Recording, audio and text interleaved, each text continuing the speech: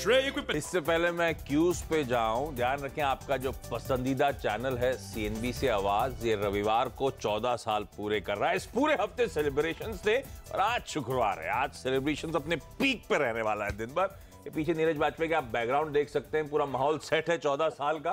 और ये जो ब्लूपर्स बनाए थे, क्या आपने बनाए क्या?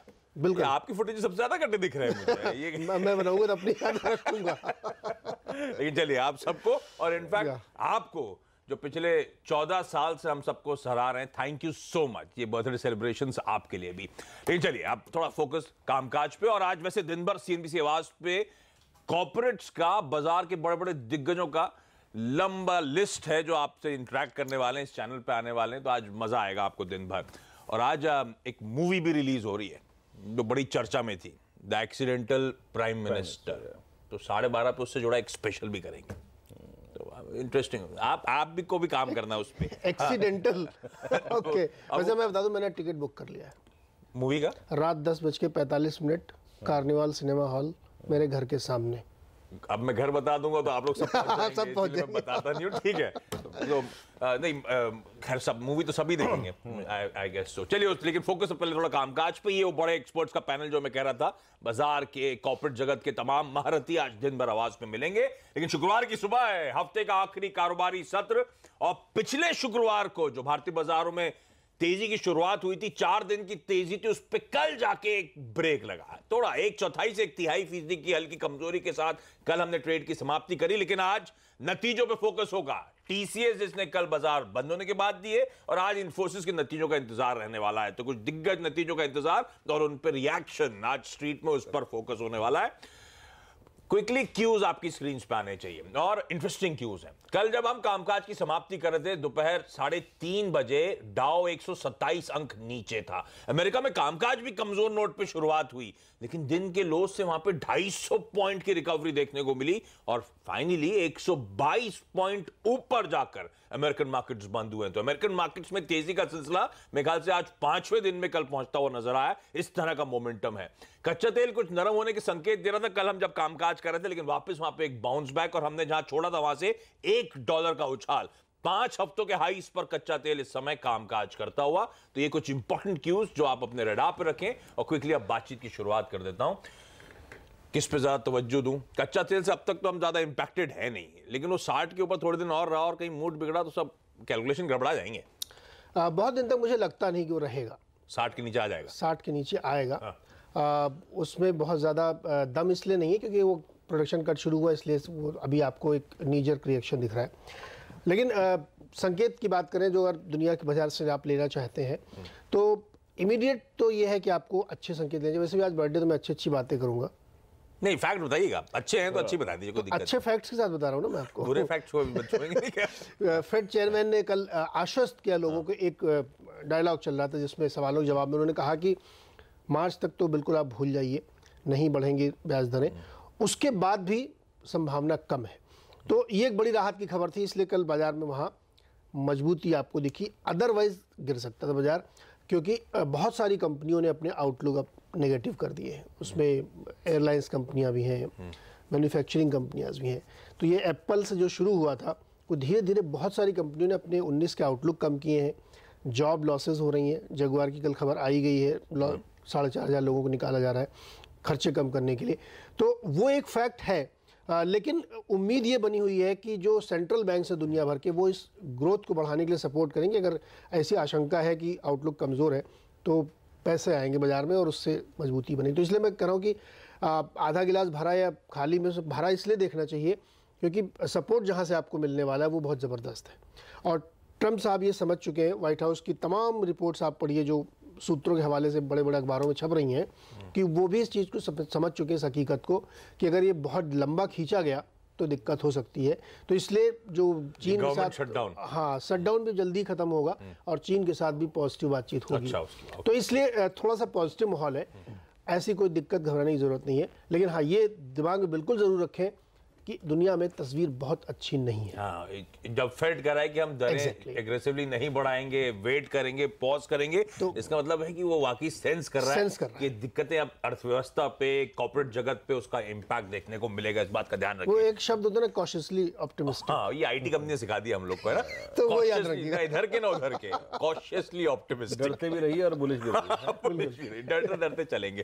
ठीक है, तो मोटा मोटी ये सेंस है ग्लोबल मार्केट्स का। इक्विटीज में वो रिस्क ऑन ट्रेड, तो आप देखिए कच्चा तेल उछल रहा है रिस्की कमोडिटी में, इक्विटीज उछल रही हैं, तो उसका फायदा तो जरूर हम भी भुनाते हुए शायद नजर आए। और इस बीच एसजीएक्स निफ्टी, डायरेक्टर साहब के पास स्क्रीन पे ले आइए, तो फ्राइडे के दिन एसजीएक्स निफ्टी इंडिकेट कर रहा है कि 1/4% के उछाल के साथ इन ग्लोबल संकेतों में हम रिएक्ट करके खुलेंगे।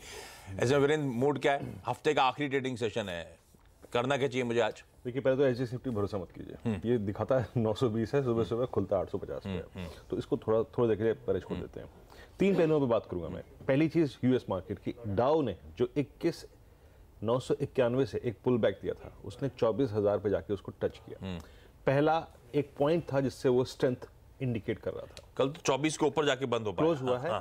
और वो जो कैंडल थी ना जहां पे ये क्लोज हुआ है, जिसका वो कॉन्फिडेंस रिफ्लेक्ट करता है। वो ऐसा नहीं था कि डे हाई पे 24 छुआ फिर नीचे आ गया ना, ओपन हुआ, उसके बाद हाई 24,000 का लगाया और उस पर टिका। ये एक बहुत बड़ी चीज थी मेरे लिए। तो मेरे को ये एग्जैक्टली रिफ्लेक्ट करता है कि यार ये बाजार रिस्क लेने का है। ग्लोबल मार्केट्स की तस्वीर और स्पेशली टेक्निकल सेटअप जो है वो डाउ जोन्स की क्लोजिंग के साथ बेहतर है, number 1। Number 2, institutional approach. DIs की बाइंग नहीं थी, लेकिन फिर भी 11 करोड़ रुपए की खरीदारी करके गए। एफआईज की सेलिंग थी, लेकिन इंडेक्स पर आशीष वो लॉन्ग जा रहे हैं, इंडेक्स को लॉन्ग नहीं छोड़ रहे हैं। 426 करोड़ की बाइंग और 6263 लॉन्ग कॉन्ट्रैक्ट्स, यानी निफ्टी बैंक को वो लोअर लेवल्स पे एक्यूमुलेट कर रहे हैं लॉन्ग साइड पे। स्टॉक फ्यूचर्स में 321 करोड़ की बाइंग और यहाँ पे शॉर्ट लॉन्ग का अच्छा कॉम्बिनेशन, यानी आपको स्टॉक फ्यूचर्स में अच्छे मूव मिलेंगे जो कि नीचे से कैपिटलाइज हो रहे हैं अच्छे वॉल्यूम्स के साथ, जहाँ पे ऑप्शन डेटा काफी अच्छा है, जहाँ पे फ्यूचर डेटा काफी अच्छा है। तो पहला डाउ की अच्छी क्लोजिंग। दूसरा, इसको देखते हुए हमें रिस्क लेना बनता है। एफआईडीआईएस लोअर लेवल से बाजार को छोड़ नहीं रहे हैं। अब आज हमें एक चीज तय करके चलनी है कि अपसाइड कुछ भी हो सकता है, बस आप ये देखिए कि डाउन साइड क्या है। अपसाइड कुछ भी हो सकता है, आप ये देखिए कि डाउन साइड क्या है, कहां तक मुझे लॉन्ग रहना है या फिर कहां तक गिरावट आए तो मेरे को डिप पे बाय करके चलना है। ठीक बात। निफ्टी पे याद रखिए वो लेवल होगा 10,777 और साथ ही साथ 10,755। हमने कल भी इसको वॉलेट नहीं किया आशीष, कल पूरे दिन बाजार थका रहा, नीचे आया, लेकिन इसको वॉलेट नहीं किया। 10,777 याद रखिएगा, ये है 100 डे एक्सपोनेंशियल मूविंग एवरेज, और इसके ठीक अगर आप देखें तो लगभग 20 पॉइंट नीचे, 22 पॉइंट नीचे आपका आता है 50 डे एक्सपोनेंशियल मूविंग एवरेज 10,755 के स्तर पे। इससे ऊपर के 10-15 पॉइंट की जो भी गिरावट है वो खरीदने लायक गिरावट है, ठीक है। और ठीक निफ्टी बैंक को देखिए, तो ये वॉलेट हो तो दिक्कत वाली बात, ये वॉलेट हो तो दिक्कत करता है, क्योंकि फिर चार्ट झूल जाएगा, फिर जाएगा आपके कुछ और एवरेजेस कुछ होने के लिए, उनके नीचे झूल जाएगा इंडेक्स। अच्छा, निफ्टी बैंक कल थका हुआ नजर आ रहा था, कल एक्सपायरी अगर आप देखें उस जोन से 100 पॉइंट नीचे हुई। ये वाजिब बात है कि निफ्टी बैंक थोड़ा थका हुआ नजर आएगा। क्यों? टेक्निकल्स में क्या होता है, जब तक प्राइस एवरेजेस के पास है वो बड़ा कंफर्टेबल होता है। इवन 10 डे के पास भी है ना आशीष, तो बड़ा कंफर्टेबल होगा, वहां पे अपसाइड की पोटेंशियल बनेगी। लेकिन जब आप 10 डे से भी 500-600 पॉइंट ऊपर चले जाएंगे ना, तो एक रिट्रेसमेंट पॉसिबल है, नेचुरल रिट्रेसमेंट जो हम कहते हैं। ठीक है, जैसे रोड है ना, रोड के बीच में एक कहीं ना कहीं पार्टीशन होता है, आप उसके बीच में चलिए, इधर चलिए इधर चलिए, लेकिन चलिए उस पर, जहां आप बाहर गए आप ट्रेजेक्टरी से बाहर चले गए। तो हम थोड़ा सा बाहर चले गए थे निफ्टी बैंक के लिए। तो निफ्टी बैंक पर भी आप तय कर लीजिए, अगर एक रिट्रेसमेंट डिसेंट आ जाए, एक तर्कसंगत गिरावट, तो भी लॉन्ग बनता है। और वो है लगभग आपका, यहाँ देखिए वहां हम 100 और 200 की बात कर रहे हैं, यहाँ पे इवन मैं 10 और 20 की बात कर रहा हूँ, है ना। तो हम एवरेज से बहुत दूर चले गए थे। तो छोटे एवरेजेस के पास भी एक बार निफ्टी बैंक आ जाए तो अच्छी बात होगी, जैसे 27,330 और जैसे 27,123। ये लेवल भी स्क्रीन पे जब तक सिक्योर है, निफ्टी बैंक सिक्योर है। यहाँ तक का डिप खरीदने लायक डिप है, तो नजर रखिएगा इन लेवल्स पे। आज जिस तरीके की डाउ जोन्स की क्लोजिंग हुई है, आप अच्छी कल्पना कर सकते हैं हायर लेवल्स पे कुछ भी हो सकता है। मैं उसको प्रेडिक्ट करने की कोशिश नहीं करूंगा, मैं रेस्ट्रिक्ट नहीं करूंगा अपने व्यूज को। मैं डाउन साइड कहां तक मेरा अच्छा है उस पर बात करूंगा। ठीक है, तो डाउन साइड प्रोटेक्ट करने की जरूरत, अपसाइड पोटेंशियल जो होगा वो तो आप बुना ही लेंगे। आप वो झांकने की कोशिश कर रहे थे, समझ में आया क्या लिखा है? हाँ, मैं ये समझने की कोशिश कर रहा था कि डेमा वगैरह इवेंट डेज पे क्यों होता है, 15 दिन का क्यों नहीं, 25 दिन का क्यों नहीं? रख लीजिए, क्या दिक्कत की बात है? रख सकते हैं। हाँ रख लीजिए। मैं वही समझने की कोशिश कर रहा हूँ। जो आप में से बैठ कर लगे तो मैं पूछ लूं क्या पढ़ रहा है आप? ये देखना चाहिए लोगों को। ये देखिए, ये वीरेंद्र जो बना के लाते हैं एक्चुअली बहुत ही साइंटिफिक, और अब तो कलर कोडिंग भी होती है उसकी। कलर कोडिंग लगा, हम जैसे लोग भी समझ पा रहे हैं चार्ट। मैं तो देख के तुरंत पढ़ लेता हूँ कि वीरेंद्र क्या बताने वाले हैं। वीरेंद्र के लैपटॉप में अगर आप डेटा पॉइंट देखेंगे तो आप इतने ब्यूटीफुली प्रेजेंटेड है कि आपको खुद ही समझ में आ जाएगा कि ये बहुत ही ऑर्गेनाइज्ड। ये मुझे बहुत अच्छा लगा। ये मतलब जो आप रोज लेके आते हैं ना एक पन्ना। चलिए, थैंक यू, थैंक यू। चलिए, तो अब मुझे अपने डाउन साइड प्रोटेक्ट करने, किसी भी गिरावट में अभी भी खरीदारी करने का मन होगा। 10,777 और 10,755 ये इंपॉर्टेंट नीचे के जोन्स हैं। ये टूटे तो जैसे वीरेंद्र ने कहा, चार्ट झूल जाएगा, यानी कि कुछ और गिरावट आ सकती है। इन लेवल्स पे अपने स्टॉप लॉसेस प्लेस करें, फिर आसान शब्दों में, और किसी भी गिरावट में अभी भी खरीदारी करने का मन बनाएं। अच्छा, स्टॉक से न्यूज में जाऊं उससे पहले तो एक स्टॉक जिस पर रिएक्ट करना है हमें सबसे पहले, वो है टाटा कंसल्टेंसी सर्विसेज यानी कि TCS। कल बाजार बंद होने के बाद करीब 5 बजे इस कंपनी के तिमाही रिजल्ट्स आए और मिले जुले, जैसे मैंने हेडलाइन में कहा, मिले जुले नतीजे। अभी मिले जुले हम क्यों कह रहे हैं? तो हम कांस्टेंट करेंसी में ग्रोथ देखते हैं, जिससे मतलब करेंसी का इंपैक्ट ना हो, एक्चुअली कंपनी ने किस तरह की ग्रोथ दिखाई है। तो वो उम्मीद थी कि 1.7 से 2% के बीच में होगी तिमाही दर तिमाही, और आई उसी के बीच में 1.8% पे। तो ग्रोथ तो ठीक ठाक रही, कोई दिक्कत नहीं। और इस ग्रोथ को देख के लग रहा है ये कंपनी ऑल सेट है, इस फाइनेंशियल ईयर में डबल डिजिट ग्रोथ बना लेगी। लेकिन दिक्कत कहां आई? मिले जुले क्यों कहा फिर? क्योंकि मार्जिन्स इंपैक्ट कर गए। मार्जिन्स हम उम्मीद कर रहे थे रुपए में कमजोरी के चलते करीब 20 बेसिस पॉइंट का कुछ नहीं तो सुधार देखने को मिलेगा, पर दरअसल मार्जिन्स ऑलमोस्ट 1% दबाव में है। क्यों है? एक तो वो क्रॉस करेंसी जो होता है ना, यानी कि हम डॉलर रुपए की बात करते हैं, लेकिन ये कंपनी यूरो में, पाउंड में, सब में कमाती हैं, जिसे डॉलर में कन्वर्ट करती हैं, उसमें इनको नुकसान हो गया ट्रांसलेशन का। साथ साथ लग रहा है जो एडिशनल धंधा आ रहा है that is coming at a cost, तो वो उसका इंपैक्ट मार्जिन्स पे देखने को मिला है। तो इसीलिए मिले जुले ये कंपनी के नतीजे। ये तो TCS हुआ। आगे इन्फोसिस से क्या एक्सपेक्ट करा जाए? अच्छा, इन्फोसिस यही बता दूं, नंबर्स तो थके होंगे, लेकिन सब वेट कर रहे हैं वो कैपिटल एलोकेशन पॉलिसी के अनाउंसमेंट का। क्या करने वाले हैं? या तो बायबैक का अनाउंसमेंट आएगा या स्पेशल डिविडेंड दिया जा सकता है। तो वो अनाउंसमेंट क्या आएगा उस पर सब फोकस करने वाले हैं। और गाइडेंस में वैसे मोटा मोटी छेड़छाड़, या आपकी स्क्रीन पे पोल आते हुए, गाइडेंस इंपॉर्टेंट है और गाइडेंस शायद लाइकली है कि छेड़छाड़ ना करें, या जो गाइडेंस का 6 से 8% का बैंड था उसका लोअर नॉच बढ़ा के 7 से 8% की कंपनी बात कर सकती है। अदरवाइज बहुत कंजर्वेटिव गाइडेंस दे रखी है, तो उसमें कुछ अपटिक्स आएंगे तो नेचुरल होगा, उसमें कोई इशू नहीं है। पर वो कैपिटल एलोकेशन पॉलिसी, ये रिजल्ट्स, ये एग्जैक्टली बाजार बंद होने के बाद इन्फोसिस नंबर्स दे देता है। पहले एग्जैक्टली खुलने से पहले देता था, आपको याद होगा 9 बजे आता था, पता नहीं अब वो 4 बजे के आसपास जैसे ही बंद होगा, 3:45-4 बजे तक ये नंबर्स आ जाएंगे। तो आज TCS और इन्फोसिस दोनों पर रडार पे होंगे, फोकस पे होंगे। हेमंत जुड़ चुके हैं। हेमंत, आपको भी जन्मदिन की हार्दिक शुभकामनाएं। ढेरों शुभकामनाएं इंटरेस्टिंग 14 दिख रहा है और हमारे सारे दर्शकों को। आज क्या रहे हैं आशीष 14 साल नहीं? यस, आपने तो रिसर्च वगैरह सब निकाली है, कितना % रिटर्न मिला है हमने? आपने पढ़ा था क्या? आप भरोसे से मांग रहे थे? 450% सोचिए, 4.5 गुना इंडेक्स। अच्छा, स्टॉक एक्शन कहाँ पे? स्टॉक्स आशीष रहेगा टाटा मोटर्स पर नजर रहेगी। और टाटा मोटर्स DVR कर वीरू ने कहा, मेरी नजर तो है T फैक्टर पर। Tata Motors, Tata Motors DVR।